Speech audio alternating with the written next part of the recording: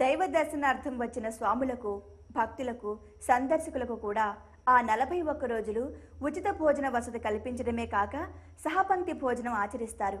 ఆ మణికంఠుని మహత్యాన్ని వేనోళ్ల కొనియాడే ఆ స్వామి భక్తులు ఆశ్రిత పక్షపాతి అయిన ఆ అయ్యప్పకు ఆదరణ పాత్రులు కాక మరేమవుతారు?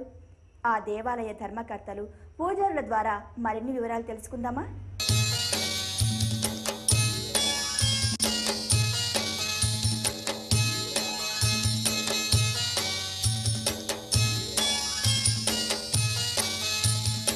పదమూడవ మెట్టు శరణం పొన్నయ్యప్ప, స్వామి పొన్నయ్యప్ప, అయ్యనే పొన్నయ్యప్ప, స్వామియే శరణం శరణం పొన్నయ్యప్ప.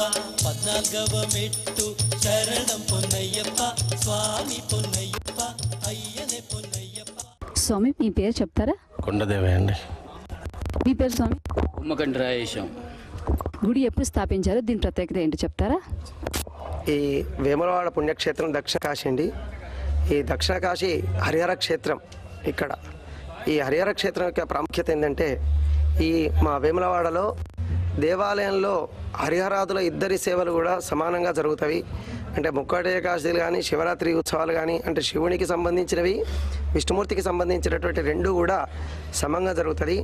అలాంటి హరిహర క్షేత్రంలో ఇక్కడ ఉన్నటువంటి స్వాములంతా శబరిమలకి వెళ్ళడం ఇబ్బంది అవుతుందని ఆ హరిహరపుత్రునే మేము ఇక్కడ స్థాపించాం. కనుక ఈ హరిహరపుత్రుని యొక్క సేవలు అక్కడ శబరిమలలో ఏ విధంగానైతే జరుగుతాయో ప్రతి సంవత్సరం ఉత్సవాలు, ఆ విధంగానే ఇక్కడ మేము కూడా స్వామివారి ఉత్సవాలు జరిపిస్తామండి. తర్వాత ఇక్కడ స్వామివారిది నవంబర్ 16 మాలాధారణ దినోత్సవం. మాలాధారణ దినోత్సవం నవంబర్ 16 నుండి డిసెంబర్ 27 చివరి మండల పూజ. ఈ 41 రోజు కూడా స్వామివారి ఉత్సవాలు జరుగుతాయి. ఇక్కడ 41 రోజు నిత్య గణపతి హోమము, తర్వాత స్వామివారికి పంచామృత అభిషేకములు ఇవన్నీ కూడా జరుగుతాయండి. తర్వాత నిత్యాన్నదానం కూడా జరుగుతుంది. స్వామివారి పడిపూజలు జరుగుతాయి. మరియు మేము ఏం చేస్తామంటే, ఈ నవంబర్ 16 నాడు మాలాధారణ దినోత్సవం రోజు ఉదయం అభిషేకాలు, అన్నదానాలు, సాయంకాలం పడిపూజా కార్యక్రమాలు. మరియు ఈరోజు యొక్క విశిష్టత ఏంటంటే ఆరట్టు ఉత్సవం.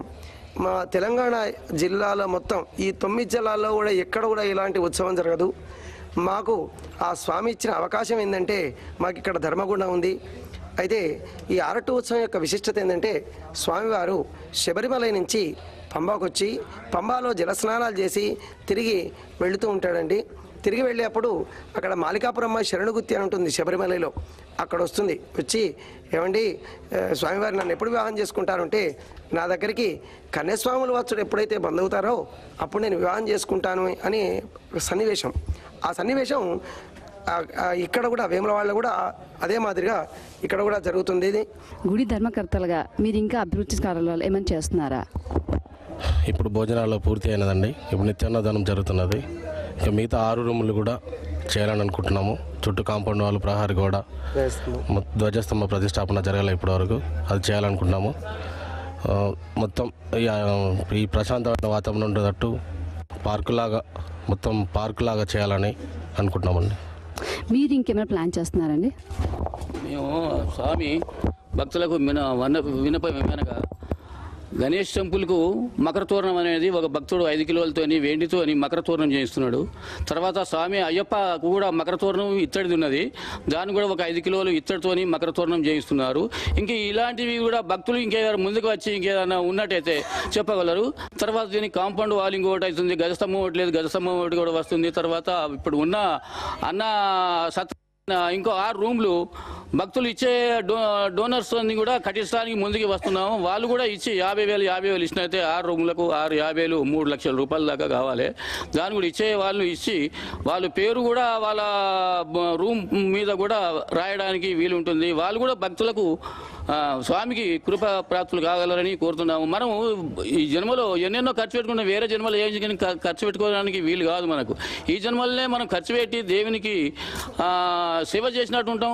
సేవుని మదిలో మనం కూడా ఉండిపోతాం. అట్లా మనం రోజు కానీ నెలలో కానీ అడవిలో కానీ ఎన్నో విధాలుగా మనం ఖర్చు పెడుతున్నాం. దాని గురించి దృష్టిలో పెట్టుకొని స్వామికి శబరిమల పోయే వాళ్ళకు కాకుండా ఇక్కడ ఉండే వాళ్ళకు కూడా దర్శనం ఇచ్చి, భక్తులకు దర్శనం ఇచ్చి వాళ్ళకు కృపకు పాత్రలు అవుతున్నారు. కాబట్టి దేవునికి రోజు మనం ఎన్నో ఖర్చు పెడుతున్నాం. దానిలో మనీ అన్ని 516, 1116, 2516 కూడా ఇచ్చి స్వామికి కృపకు పాత్రలు కాగలరని కోరుతున్నాం.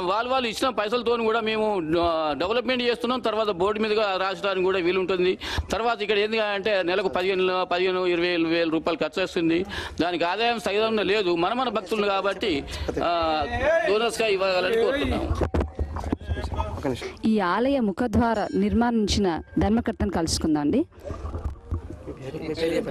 రాములు, కొండ రాములు. మీకు ఆ ద్వారం కట్టించాలని ఎందుకు అనిపించిందండి? మాకు మంచిగా అనుకున్నట్టు జరుగుతుంది. ఆ దేవుని దయ వలన మాకు ఎప్పటికీ ఇట్లే భోజనాలు అన్నీ చేయాలని మాకు ఉంది. మాకు దేవుడు కూడా అన్నం ఇస్తుండు.